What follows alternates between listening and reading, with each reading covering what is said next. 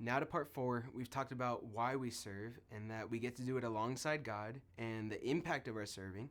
And up next is the way we serve. We'll get around to the specifics of your role, but I'm talking about how we think and act while we serve. In one of Jesus' teachings recorded in Matthew's Gospel, he tells us about something really important to keep in mind while we serve. He taught that as we serve other people, we are actually serving Him at the same time. Jesus said that when we give someone food when they are hungry, or something to drink when they are thirsty, or clothes when they have none, that we do those things for other people, we are actually doing it for Him too. We also keep Paul's words in mind when he says that we should work willingly at whatever we do, as though we are working for the Lord rather than for people. So Jesus says our serving others serves Him, and Paul says that because of that, we should work willingly and with all that we got because of that. Other translations into English say that to work with all of your heart. And now the question is, what does serving with all your heart look like practically? The opposite of that looks like serving without all your heart, and we've seen people work half-heartedly.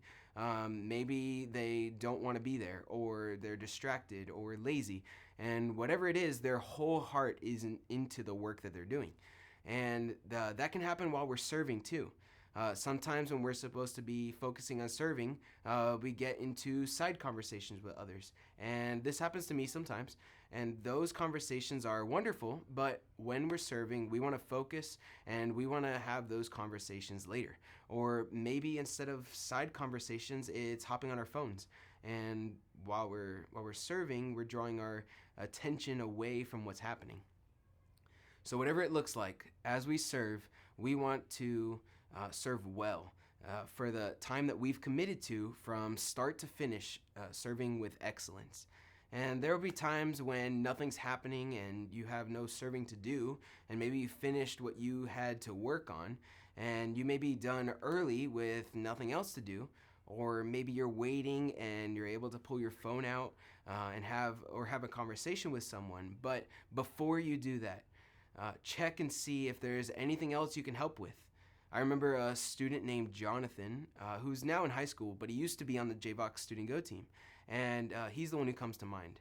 So when he served on the JVOC Student Go team, there were times when he would finish setting up the chairs, and his job was completed. And then often he would come and find me, and if there was anything else, to see if there was anything else he can help me with.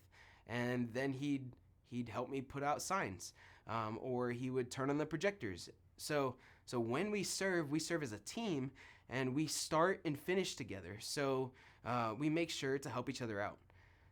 Be watching for ways to help out and always be ready to hop in. So with all that, as you serve, do it with all your heart as though you were doing it for God.